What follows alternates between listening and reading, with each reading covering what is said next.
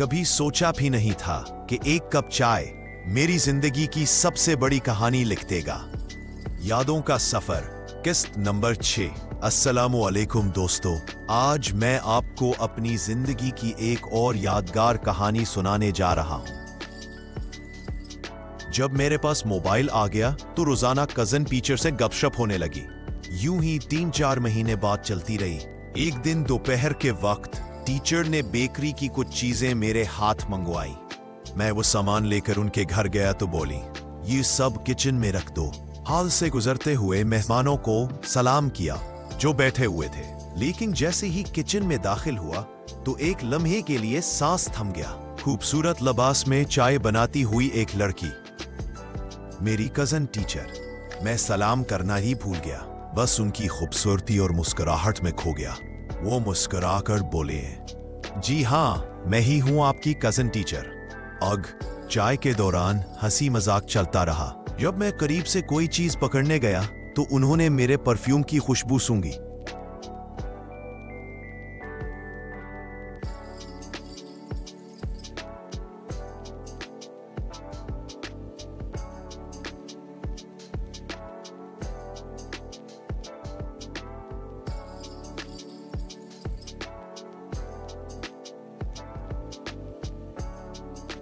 पूछा, ये कहां से लिया?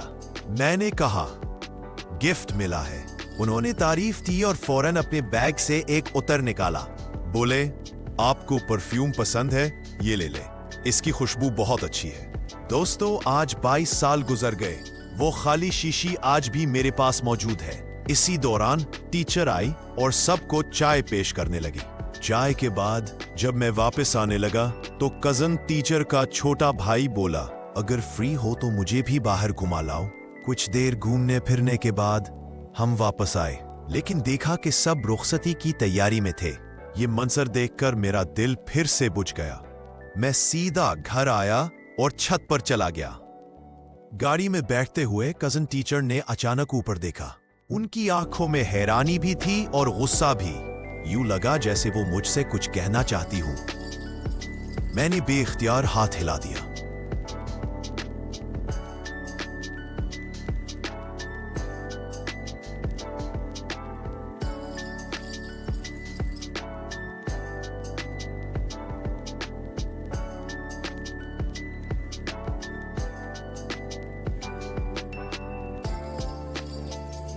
शाम को वो मिठाई लेकर हमारे घर आई।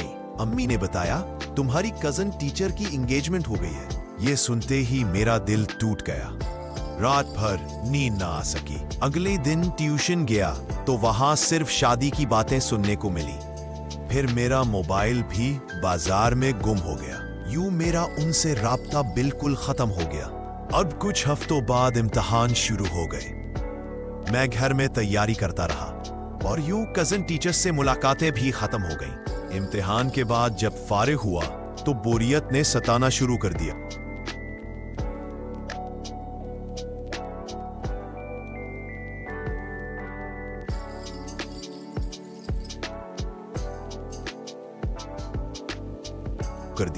अबू से इजाजत ली और शहर में अपने कजन के पास चला गया।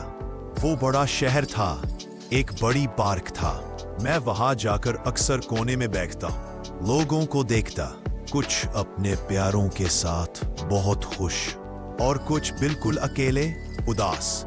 एक दिन कजन से कहा, यार मुझे भी कोई काम बताओ। मैंने कहा, मुझे ट्रैवल और ड्राइविंग का शौक है। इसने अपने दोस्त से मिलवाया जिसका अपना बिजनेस था। यूं मैंने अपना शौक पूरा करना शुरू किया।